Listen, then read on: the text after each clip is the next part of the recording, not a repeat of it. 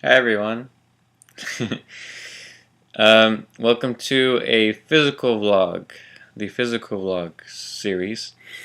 And today we're going to look at the body and the senses. So the senses of the body. Now I have a question.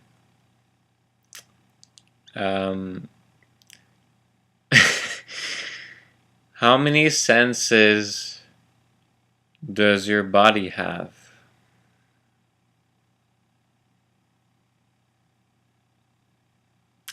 How many people said 5? How many people know that that is wrong?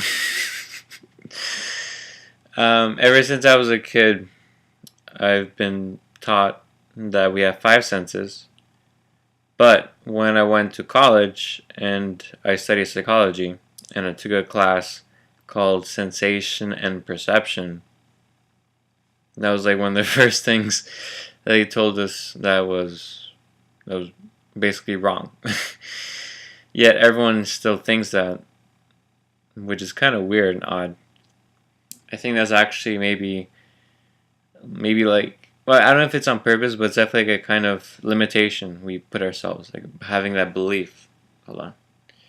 Well, okay.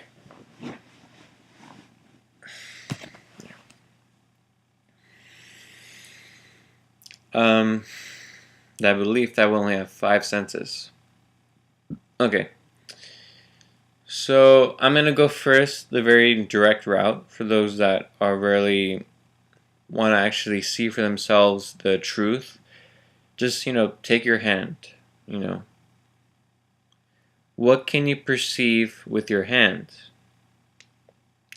If you're really adventurous and just really curious and just someone who is able to take anything and just go with it, just stop this video right now and just for yourself explore for however long you want, a day, a half an hour, a week, to figure out, okay, what can you sense with your hand? What is your hand capable of sensing? And do that. I'm just gonna share here now, of course, because I have this time to share. So the hand is amazing, and in science, in the psychology studies, they've looked at the actual cells responsible for the different sensations that we experience, that we perceive. And there's actually literally cells responsible in your hand, like little cells responsible to sense things. Their whole only job is to send a signal that travels along other cells that travel all the way back to through your hand, through your whole arm, all the way to your spine, and then goes up to your spine, goes to your brain. And there's whole other cells that receives information, works with it, decodes it, like it's like a signal, and decodes it, and then it is able to create the, let's say, perception. And that's how come if a person with a spinal injury, if you let's say damage the spine, like right here in the back, all the sensation and movement from below here would stop. So if I were to get damaged here with the spine, I would still be able to use my arm because the cells travel to the arm right here, and so it's like layered like that. It's like it's really interesting. So the same thing with perception, to actually perceive with your hand. Now, what's interesting too is that we don't really, I guess, maybe think about it, but it's not really a thinking. It's just perceiving. To actually perceive, what can you perceive with your hands?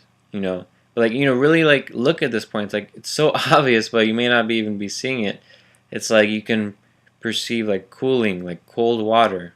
You can perceive that specifically, right?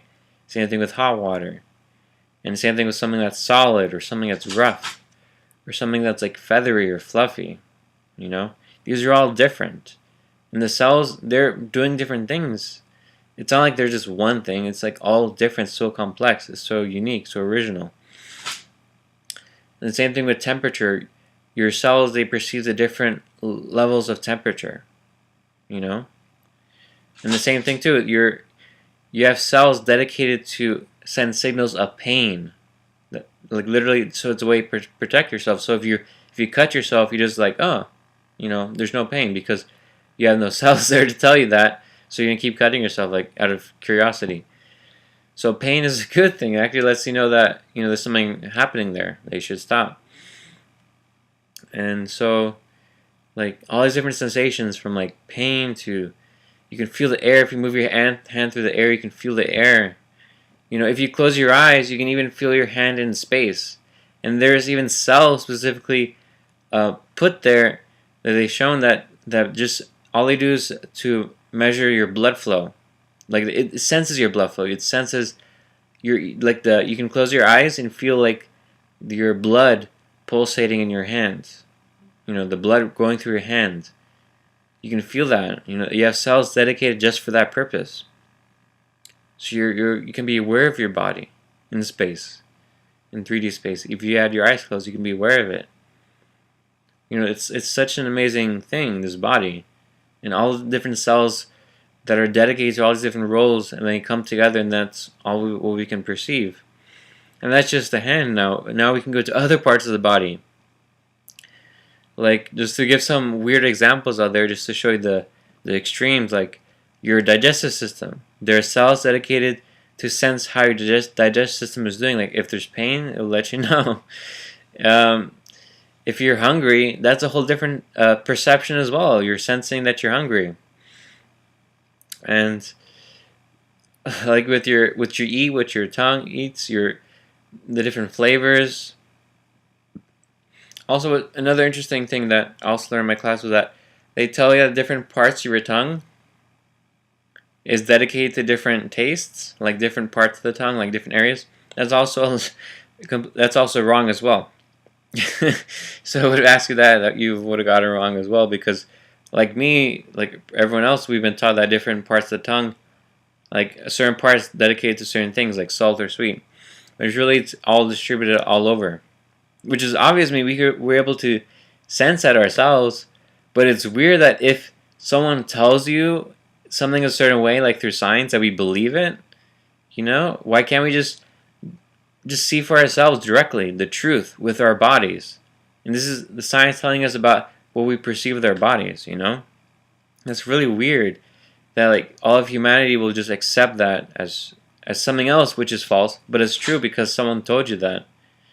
That's like the dilemma of childhood. Like we're all so innocent and so ignorant, we'll just accept whatever's told to us, which sucks. Instead of being shown to just question things for ourselves and just see for ourselves directly with the evidence that's right here with our bodies. And yeah, I mean, there's like, to even like feel like the hair, like if you pull your hair, you can feel that, there's so many different senses involved in your whole body. So this is the physical body and your senses, and there's literally like a whole area study just dedicated to that, called sensation and perception. If you want to learn more, there's books that are textbooks that's called Sensation and Perception or something like that. It's like they're all about that. They're all about the different cells, about how what they call senses. The moment your physical body, your hand interacts with something, and then it travels to your brain, and that's called perception at that stage. So it's sensation and perception. There's two distinct things, which makes sense because it's a physical thing that they've shown. Like if you break your spine in a certain area, you're going to lose sensation because you're not able to, the information isn't able to travel through your body to your brain. So you're not able to move it or perceive it. And so, yeah. And so this really shows like how ignorant we are, but it also shows the opportunity because we have these cells, and now I'm sharing to you this knowledge I've learned. I mean, it's just show you the point that we have these cells to be aware of our bodies. That for someone to say that they're not able to be aware, that's a lie, because your body's built to be aware of itself. It's just you have to be the one that has to take that seat to actually make the decision to be aware of, how your stomach feels, how your digestive system feels. how does breathing feel? How does your body feel? Like your muscles, your tendons, your bones. How do you feel in your body? And the same thing with emotions as well. So to be aware of that on a physical level, I mean, that's just so basic. That's just like supposed to be human being. Like that's just what it's supposed to mean to be a human being, to be aware of yourself, right? But we're not being like that. So that's where I see a point of growth and a point of potential, where if people were to take that on and do that and make that real for themselves, they're able to be really aware of themselves, their bodies, how the body responds to certain things, the environment, to what they do, to what they eat, to everything. That could be like a breakthrough point for humanity to take self-responsibility and live self-honestly.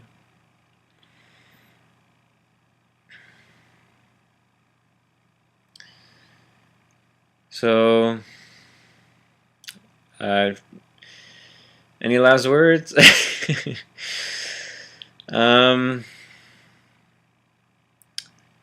So science has shown us so much of what is here, but we are the ones that not really have applied it here and actually shown it to ourselves, the truth, to actually see directly the reality of things. Instead, we're just more separated in our minds and what we believe, in what we feel, and our perception of things, instead of actually just realizing that we're human beings, we have bodies, we're physical, and that's something that is real, not our perception or belief about reality. That's not real. What's real is actually what is real. And that's something that you just have to see and just be able to let go of beliefs and perceptions that are lies. And yeah, it's gonna be tough because, like I said before, the first question I asked you guys was, how many senses do you have? And you guys got it wrong, which just shows the level of unawareness we have, how we're unaware. So yeah, it's gonna be a challenge because you're gonna have to question all of your beliefs in a way. Really be willing to just see, okay, how do I have a way to just see what is real and what's true and live here in everyday reality, with what's real, and just to live,